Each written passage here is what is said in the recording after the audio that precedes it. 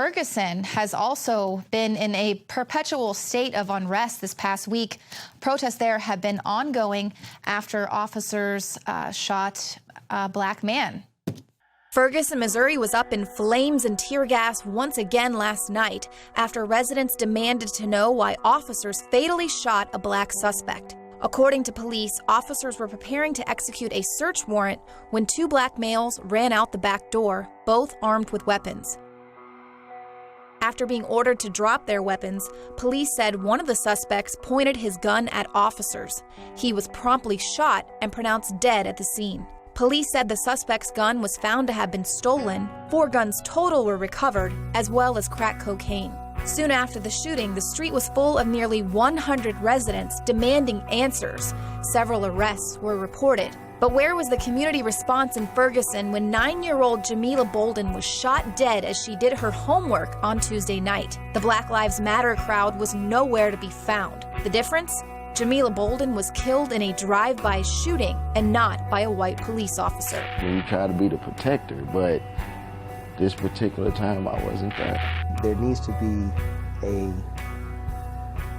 revaluation of what human life, black, white, young, the season, whether it's in Ferguson or in areas that are considered affluent and afar off, this has to stop. This epidemic of lost life for under false pretense and of no real significant reason has to change. Leanne McAdoo for Infowars.com. Black Lives Matter supporters continued their protests. They invaded the Central West End restaurant district in St. Louis. The protesters were chanting, "We're ready for war." They blocked traffic. They also jumped a young couple there. A man got beaten to a pulp. A Channel 5 photographer got his camera thrown on the ground. And the protesters were bashing out car lights. So this, to them, is democracy. They were saying, show them what democracy is. So it is this divisive behavior that's dividing the country on the message of the Black Lives Matter movement. A lot of people don't really understand what this is. And a recent Rasmussen poll is actually finding that just 31% of African Americans actually identify with the term Black Lives Matter.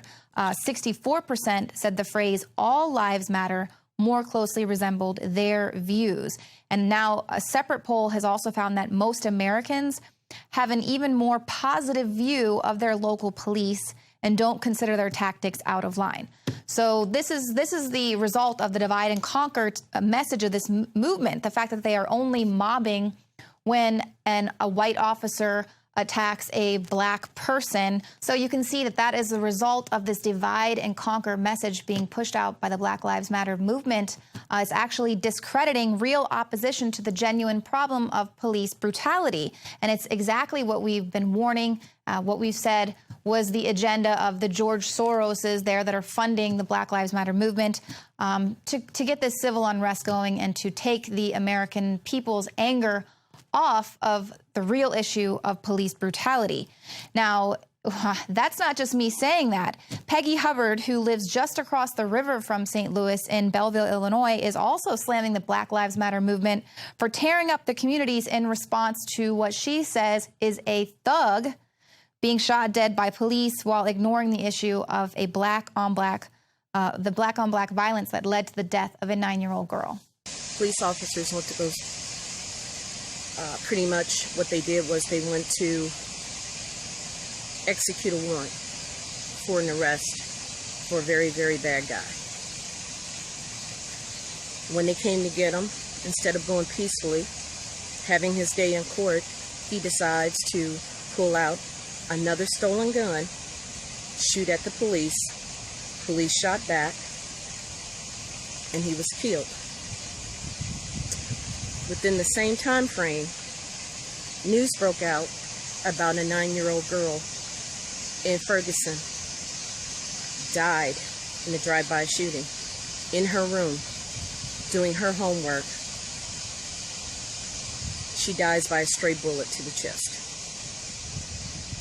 Last night, who do you think they protested for? The thug, the criminal. Because they're hollering police brutality. Are you kidding me? Police brutality? How about black brutality?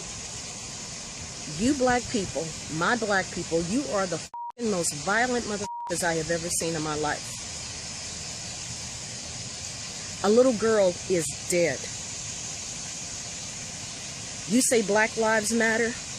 Her life mattered. Her dreams matter. Her future mattered.